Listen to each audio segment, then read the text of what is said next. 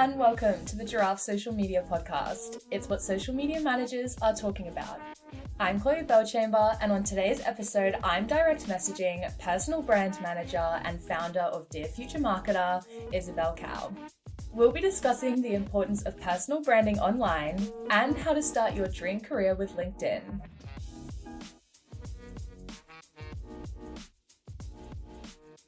Welcome to the podcast, Isobel. Hiya, thank you for having me. Of course. Where are you joining us from today? Yes, I'm in Birmingham, in my big girl flat, which I moved into this summer after moving back home for a year. So yeah, I'm in Birmingham. How exciting. You don't have a Birmingham accent, as they would say. Are you from there originally? No. So weird you say that. I grew up with an American accent, but I lived in Bicester, like Oxfordshire, since I was like 12. So that's that accent, but I went to university in Birmingham, hence the lack of Brummie accent. Oh, amazing. Well, I want to start things off the same way I like to start all our direct message episodes. And that's with the question, how did you get into marketing and more specifically personal branding? Because it just seems like such a cool career. Yeah, so I started off going to university where I did history and politics. Obviously not marketing. And then it hit about second year Christmas and I panicked. I was like, oh my gosh, I'm never going to get a job. I'm going to be unemployed for the rest of my life. Absolute chaos. So then I decided to think, what do I enjoy? I knew I didn't want a bog standard 9 to 5. I just watched The Office, the US The Office, and thought, I don't want that. And so I kind of started to think about what kind of things do I enjoy. And I really liked fashion. So that's when I kind of thought, okay, I'm going to do fashion journalism, I guess. I can't design clothes. I'm not very artistic.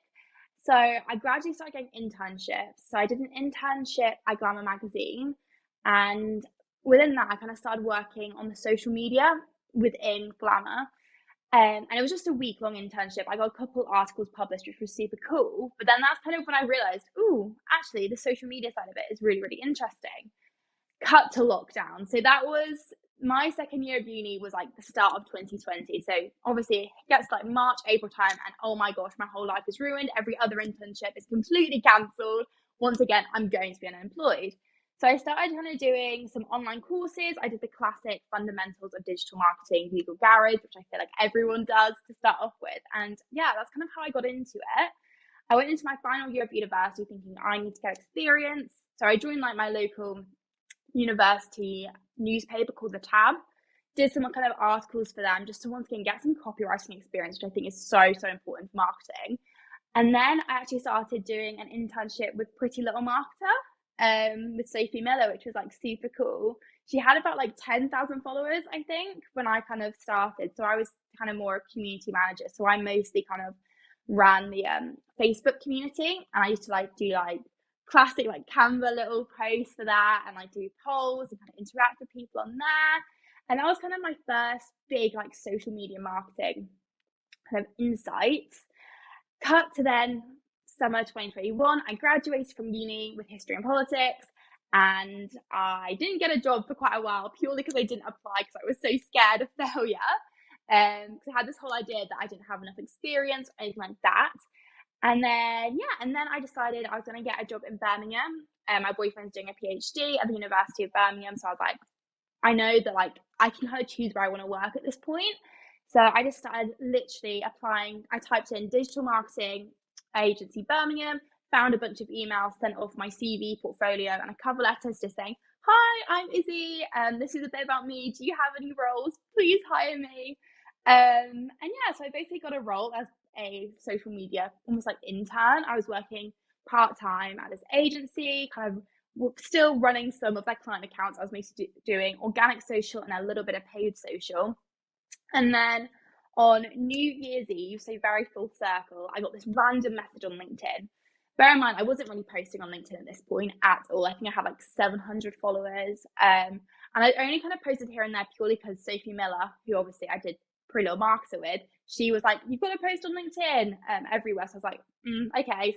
I posted maybe like one like marketing campaign every 4 months I liked. Anyway, so this random guy messaged me saying, hi, we've got this new role, a personal brand manager role, at my company, Kurogo. We think you'd be a really good fit for the role. Do you want to apply? There goes me Googling, what is personal branding? What is a personal brand manager? No idea. I had about 3 days, but I was just like aggressively Googling like how to write a LinkedIn post, like looking through LinkedIn. And yeah, 3 days later, I basically got the role. I was the third person, like the third full-time employee at the company at that time. Another guy, Jake, literally had just been started the week before I started. So it was really, really new. Worked there and I'm still there now, but I was a personal brand manager for about 6 months before I got promoted to head of social. And now we're about a company of 15. Wow, that is so amazing. And it sounds like you fully prepared for that role. You did so many amazing internships before then. I'm very jealous. Yeah, it was definitely, I just remember absolutely panicking that everything was just going to cancel. But bear in mind as well, like every single internship, I did not think I was going to get. Glamour, I just one night emailed Vogue and Glamour magazine. I found the editor-in-chief's emails on Google and just emailed them out of nowhere. This was second year as well. I didn't attach a CV or portfolio because I didn't know that was kind of a thing.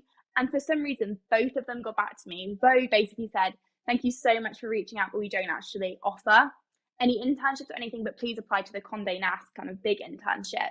And Glamour was like, yeah, when are you free? We'll offer you a paid internship. Which was like super, super cool. And I feel like people, I guess, overcomplicate getting internships. I just think if you apply unconventionally, like if you send an email to like the top dog, you're so much more likely to get it than if you just go on LinkedIn or Google internships and apply with like 1,000 other people. Like you're so much more likely to get it that first way, which is really cool. Yeah. And you mentioned that you kind of started dabbling and posting on LinkedIn because of Sophie Miller, who we know is just like the queen of LinkedIn updates. But it's paid off because since sharing your experiences on LinkedIn consistently since I think around January, you've grown your following on the platform to over 40,000 and you were announced as one of LinkedIn's top voices. So congratulations for that. Thank you. How would you say personal branding has had an impact on cultivating this online community? Yeah, so once again, I didn't go into like personal branding being like, I want to grow my personal brand. I started posting on LinkedIn purely because I knew I had to start doing it for clients. That was this new random job that I'd been given. And I had 1 week of notice periods before I started. And I was like, oh my gosh, I need to start posting. So I just kind of started posting on LinkedIn, sharing my experiences. I think very much from the beginning, I wanted to kind of carve out a little place for myself. And I think that's so incredibly important for personal branding. I knew a lot of people online, they were kind of doing either more like corporate posts or very, I guess, black and white educational posts and things like that. Whereas for me, I was like, what I know talking about is being, at the time, a 21-year-old just entering the world of work. And I'm dealing with anxiety. I'm dealing with imposter syndrome. I'm dealing with learning about personal branding and actually posting online and my experiences from that. And I was like, okay, that's what I'm going to talk about. So yeah, I kind of started off and I kind of like learned pieces here and there. At the time, not actually that many people were posting photos alongside their LinkedIn posts, which is like crazy now. I feel like that's such a trend now. But at the time, it was relatively new. Obviously, there were people already doing it, but it wasn't kind of all over your feed or anything like that. So yeah, I kind of started slowly growing. I somehow, out of nowhere, managed to get like a viral post in about 2 months, I think, of posting, which was really cool. That got, like, I remember being sat with my mum, 'cause I lived at home at this point. I wasn't in the big girl flat. And that was kind of the whole point of the post, actually. I remember being sat with my mum, like looking at it as it was growing, growing, growing. I think I got like 35,000 reactions by the end of it. And I bear in mind, I only had like 2,000 followers at that point. And it was purely about a post that I got a new tripod because I wanted to like take more photos. Like I said, that's kind of like what I liked doing on LinkedIn. I needed a tripod and I got it and I was like, oh my gosh, my room is so ugly. I was in my childhood bedroom with my cat snoring in the corner and these ugly pink curtains. And I remember being like, oh my God, I just can't take a photo here. And so I was like, that's what I'm going to do a post about. I'm going to do a post about how ugly my room is and how that actually is a reality for a lot of people. And then, yeah, a lot of people related to it. And so, yeah, I think for me, personal branding is very much personal. I think that's the biggest part that actually grew me to where I am now is I never, I guess, tried to be anyone else, or I never tried to think I want to be an expert in this. So I'm just gonna, for example, I could have said I want to be an expert in personal branding, so all I'm gonna do is personal branding tips. That wasn't me. I wasn't an expert at the time, and I was just a 21-year-old girl who just entered marketing and didn't really know what she was doing. So yeah, I think that's kind of the main reason why I grew. Totally. And we both mentioned then, I think I said it because I saw it on your page, but you talk about posting your experiences, right? Like you don't Mm-hmm. share sort of tips, you weren't sharing these value driven educational posts, you were sharing your experiences. And I think that's a great place to start because we can often get really caught up in, okay, well, what kind of value am I providing here? But really, when it comes down to it, like, you are your own person and trying to replicate what you're seeing, that's not really the way to it, is it? No, not at all. And like for me as well, I always say my experiences are what I can add in value to people. A lot of the kind of, if I was just going to give top 10 tips on personal branding, you can probably Google that. There's probably someone else already said it. But for me, I always think of that girl who was applying for internships or didn't know what I wanted to do at uni. And I was really, really scared of graduating. And I thought I was going to live at home forever and I would never get a job and this, that, and the other. That's who I write content for. And I think telling that story of how I got from A to B, I think that can be really, really useful. And I still, every now and again, will add in a post like, here's what I did to become a manager in less than a year, or things like that. But I think just having someone that you can actually relate to, someone that talks about the experiences you're going through, I think can be quite refreshing. I think LinkedIn is very much, I've just made £1 million and started a business and got a new car and this, that, and the other, and I'm working in Spain this weekend. Whereas in reality, that's not real for a lot of people, and I think it's just quite nice. And like for me, I very much wanted to build a community of people that kind of were going through something similar to me and actually didn't want to just pretend that everything was perfect. Like you want to see the real sides of people. Well, that's actually leads in perfectly because I was going to say we've seen this term LinkedIn influencer getting thrown around quite a lot in 2022. So, what is the difference between having a personal brand and what people think is you trying to be this LinkedIn influencer? I think there's kind of a couple different elements there. I think obviously I work for a personal branding agency. Our whole thing is that we kind of write content. We basically ghostwrite content and stuff like that for CEOs, founders.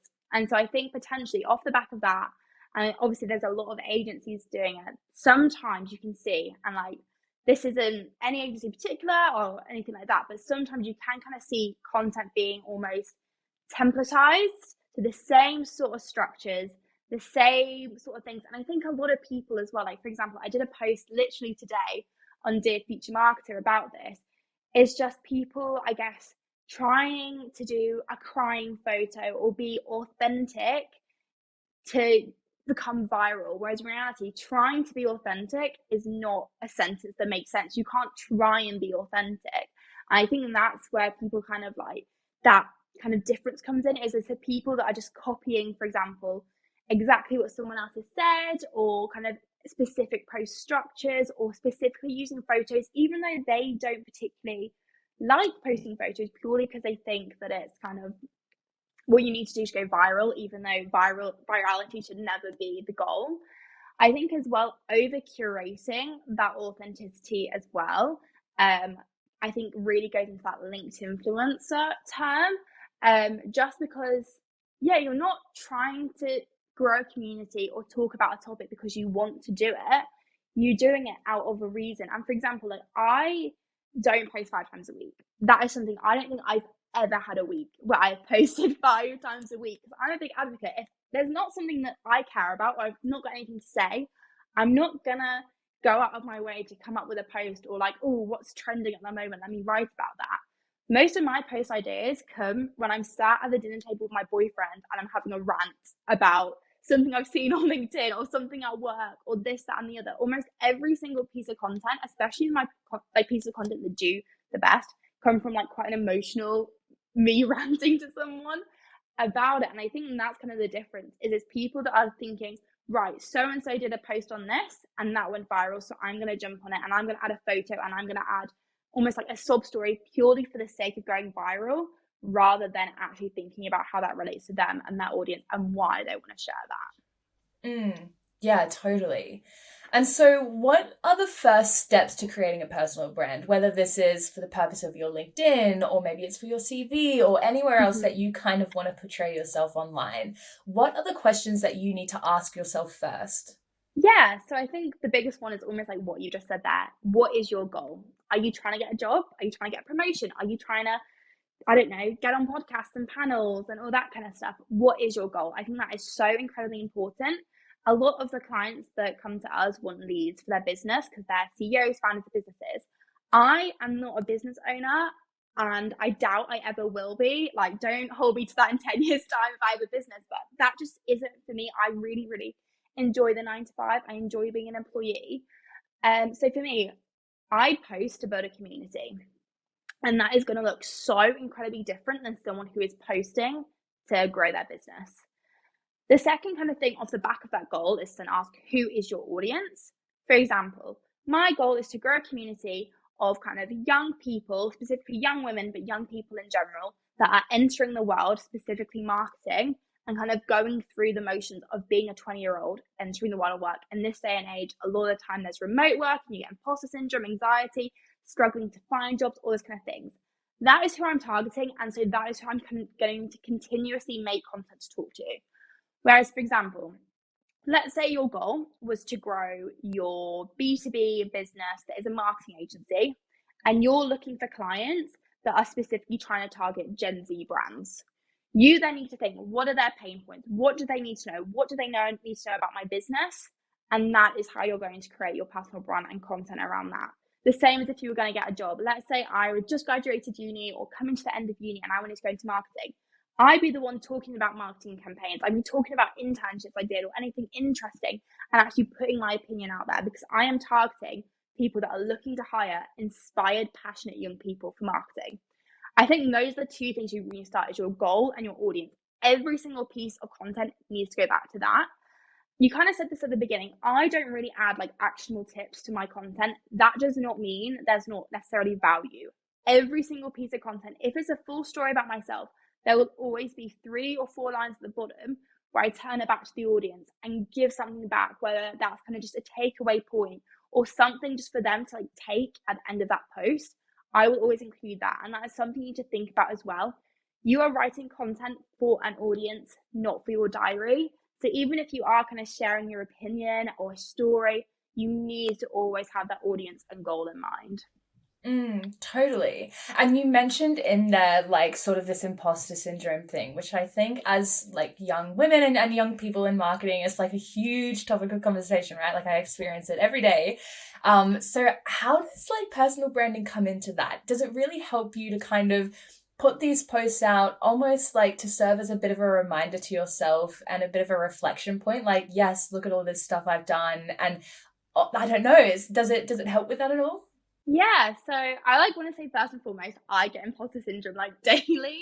I'm glad I'm not alone. Yeah, like I literally have it every single week. I think I've got one quite frankly quite high standards for myself. So I definitely have not fully overcome imposter syndrome. I think for me, yeah, posting can be super, super helpful because it's almost quite a tangible thing you can look at. For example, I work in personal branding and I can say, okay, I've been posting for 10 months now. I've grown this community on LinkedIn, this community on Instagram, and actually being able to actively think and reflect when you're writing posts, thinking like, what have I done and what can I talk about? I think is really, really important. I think as well, something that's like really important to remember as well is that I think a lot of people get imposter syndrome with the actual posting and they go, I can't post because I'm not an expert. No one said you had to be an expert to post. No one said you can't feel like an imposter to post. Just post what you know. And that's like when I was saying in the beginning, if you are posting to be, I'm going to be, say that I'm an expert in personal branding, but I've only done it for a month, that's when you're going to get that imposter syndrome. But I remember, I think my second week of posting, I did, this is what I have learned in 1 week of posting on LinkedIn. If you're just like very authentic in that sense, I think that really helps with the imposter syndrome of actually posting. But yeah, I think potentially, like I said, in that kind of broader sense, I think it does help just from a reflection point of view. I think for me as well, whenever I post or do anything, I'm looking back at the reflection thing. I always think of that girl at university who was really scared. And also being able to think she would be really, really proud of me now, which is like really, really nice to think. At the time, I was like, I'm never going to get a job. I'm never going to move out of home. And now I'm living in my big girl flat. And I'm now head of social within like 1 year of graduating and stuff like that. I've built a community, which is something I never thought I would ever be able to, like genuinely, like never in the cards. Like me and my boyfriend joke, I always go like, when you met me, did you think I was gonna like be like a social media girly, like posting on social media, getting you, like he's such an Instagram boyfriend now. And like he's like, no, never would have expected it, and like neither would I. So I think it's really, really cool as well to just look back and like see what younger me would kind of see who I am now, which is really, really nice to actually have that tangible reflection. Yeah. I mean, let's talk a little bit more about those first steps, because we touched on a little bit like this misconception of that posting frequently on LinkedIn must mean that you're trying to become this LinkedIn influencer, and there's a bit of a stigma around it. So what helped you gain the confidence to start posting frequently, and what tips could you share with our listeners who might be feeling the same? Yeah, so I think first and foremost, post what you're comfortable with. If you are not comfortable posting photos or anything like that, simply don't. It is not the be all and end all to growing. It is not what you have to do. I post photos because I like them. If I could, I would grow this community on Instagram, but I talk about work a lot, so it makes sense for it to be on LinkedIn. But I actually, as a format, prefer Instagram, hence why I've got photos. If you do not like them, do not feel like you have to post them.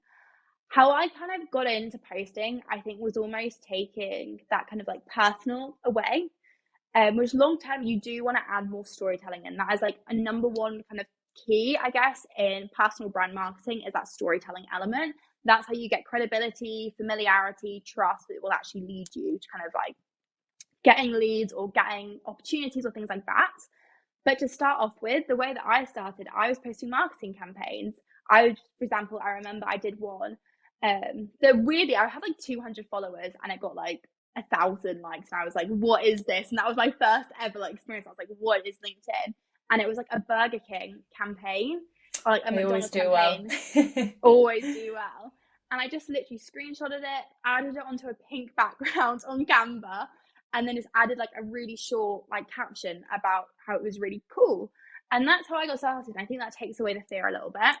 Then to actually start adding that personality, I would say start commenting on other people's. I think that can be quite a scary thing to start off with, but it's a lot less scary than posting on your own accord. So if you can just go on, let's say you leave 3 posts a day, 3 comments a day, I mean, on different creators' accounts, find ones that look really, really friendly as well. Like you don't have to go posting on, I don't know, someone who has like 100,000 followers. Find someone who has maybe like 1,000 followers, who kind of just post every now and then. Go and comment on theirs and maybe drop them a message and say, I absolutely love what you're doing, and things like that. I think that can really help just build up how comfortable you are actually on the platform. And then I think as well, like taking a step back and going that next step further. For example, is there a campaign that you previously really liked? For example, I really, really love the Gossip Girl campaigns, like the OG Gossip Girl. They did them back in like the 2000s, and they took parents' quotes of like what they were saying. I saw you share this, yes. Yeah. And I just think it's so, so cool. But if you can, for example, get an old post and then like an old marketing campaign, and then explain the story of why you like it, that's just adding that extra little personality, which I think really, really helps build up that confidence to then actually do posts that are a lot more kind of you focused and have that bigger storytelling element. And potentially as well, just start writing posts on your notes. That you don't have to like post them, but as least long as you kind of get into that habit of writing and how you write it and what kind of style you like writing in, I think that really helps with just getting comfortable before you actually start posting them. Yes, I think those are really like smart goals and just really easy actionable tips to kind of dip your toes in and build up that confidence. So thank you for sharing those. Okay. I want to know though, once you've spent the time really nurturing, your online presence and perfecting your personal brand, how can you harness that momentum and turn it into networking opportunities and even job prospects? Yes. So the first thing that I would do is start DMing people that are kind of in your network. So what I would do, the way I started out was I had like 5 people in the personal branding game. This is back in January, so there wasn't as many as there are now, but just find 5, just a little bit ahead of you, or at the same point or a little bit ahead. So maybe let's say you're just starting out and you've got 500 followers, maybe find someone that has like 3,000 followers, for example. Find a couple of them, comment on theirs every single day, and then you'll find that they'll start commenting on yours, and then drop them a personalized message saying, for example, hey Chloe, how are you? I really liked your post on this the other day, like make it specific. I'd love to connect and have a chat. Are you free for a virtual coffee at some point? That little virtual coffee, little tagline at the end will honestly change your networking opportunities. Just jump on like 10-15 minute calls with as many people as you can. I think I was on like 4 calls a week when I first started out, like 4 or 5 a week, because I was just trying so much to kind of get integrated into that community. One, that's really going to help you grow, because as soon as you start building kind of like a loyal community of people, they'll just start commenting. As soon as you post, you know you're going to get like 5 comments and like straight away, because they're your friends, and of course they want to support you and you want to support them. So I think that's really, really important. And then as you start to grow a little bit, start kind of networking outwards. For example, going to people that aren't just, for example, like in your little niche, but people that you actually want to be connected with. I think as well, let's say you wanted a job opportunity or to go on podcasts or things like that, make it very clear that you have the skills necessary for that. For example, let's say you wanted to get a job off of LinkedIn.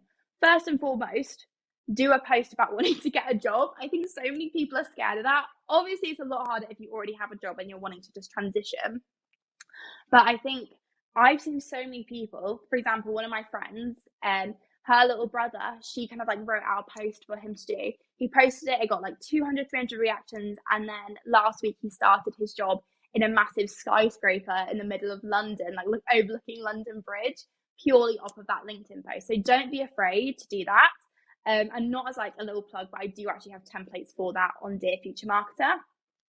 So actually like think of like actively asking, but as well as showing your skills. For example, if you know you want a job in marketing, like I said, once again, talk about marketing, talk about your passions in marketing, talk about yourself as an actual employee within a marketing space as well.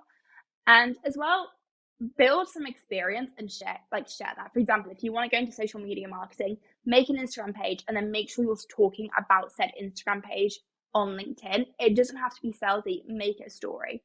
If you want to get business leads as well, like think about like what a potential lead would need to know. Like what are their pain points? What does their kind of like questions they would have about your business? Answer them. If you want to get on podcasts, show that you're open to public speaking. For example, were you, I don't know, head girl, or were you a university like student ambassador and did tours to 40 people? Show that you actually have those like talking abilities as well. If you don't have anything like that, start posting videos of you talking on LinkedIn. Just show that you can do what you're asking people to kind of take a chance on you to actually do. Yeah, I think those are fantastic, and I might even start using some myself. So stay tuned. Okay. Izzy, my final question for you is, what has been your biggest failure to date as a marketer, and how have you turned that lesson into a success? Oh, that's a good one. As a marketer as well. I actually think this is kind of like a backhanded question, I guess, but not taking the faith in marketing. For example, when I graduated uni, I was so scared to get a job in marketing that I started applying for jobs not in marketing because I was like, I'm never going to get a job. I literally applied for one at my university. It was to do with kind of outreach. I was student ambassador at uni, so it was kind of going to schools, outreach, and kind of showing them, like going to like, I don't know, after school fairs kind of thing. I'm showing them about university, talking about UCAS and stuff. And I remember so I got to the interview and I remember them asking me all these questions about like, what's the long-term plan, all this kind of stuff. And I was like, kind of on the spot, because I was like, I don't want to do this long-term. So I was kind of like blabbing. And then I obviously didn't get the role because there was obviously someone that this is really integral into their career path. And then I went to my first ever job interview for a marketing role and I got it on the spot because I was so passionate and because I had experience in it. And I think it's one of those things you just have to take the faith to actually like jump all in and to actually know that you can do it. And if you're super, super passionate, let that passion come through. And it's the same, for example, with starting your personal brand and things like that. You can be scared for however long. For example, I loved working with Sophie, Pretty Little Marketer. I could have technically started my own Instagram page back then at the start of 2020 or like 2021, I think it was. And I would have had an Instagram page that was a year and a half, almost like 2 years old, rather than 10 months old or like 9 months old or whatever it is now. So I think it's one of those things, just take the leap. Like, what's the worst that's going to happen? So I think that's the most important thing. I think that goes to a lot of things with marketing. When you're thinking of ideas for campaigns or thinking of doing a course, just do it. Literally just do it. If you're passionate about it, just go for it and do it. Mm-hmm. Yeah, that is such sound advice. I really like that. Before we wrap things up though, it's time for our rapid recommendation segment, which I alluded to pre-recording, so I hope you're ready. But basically, it's just a quick segment where we find out what our guests have been loving and what they can't live without. So I have 3 questions, if you'll allow me. Oh, exciting. My first question, Isobel, is what is one app or tool that you simply couldn't work without? Notion. I live by Notion, 100%. Organizes my entire life. Mm-hmm. I'm just getting into Notion. I'm still trying to get the hang of it, but I can see the potential. Beautiful. You'll have to send me some tips after this. Second question is, who is one brand or persona that you think is getting social right? That's a good one. I think it's funny, I'm not the biggest Twitter user, but I think brands getting Twitter right are amazing. A lot of those are like innocent smoothies, or actually Duolingo on TikTok. TikTok are killing it, 100%. Definitely. They're always, when we talk about, or we do training sessions on kind of, or even podcast episodes around TikTok, we can never go without mentioning Duolingo. No, they are amazing. And finally, what is one valuable resource, event, or group that you think our listeners should know about? Oh, that's a good one. I think that I'm in something called the Social Club, and it's for creators who are kind of on LinkedIn. We've just got a new kind of website, Discord channel, and stuff like that. And within that, there is literal people that work at Gymshark or like massive companies. You've got TikTokers, LinkedIn people, all that kind of stuff on that. And it's a whole networking group run by a guy called Matt Swain. And I've met so many people from that. They put on events, that are networking events, and I genuinely would not have had kind of the friends opportunities that I currently have without that group. So the Social Club, you can find them on LinkedIn. Amazing. Thank you so much for sharing.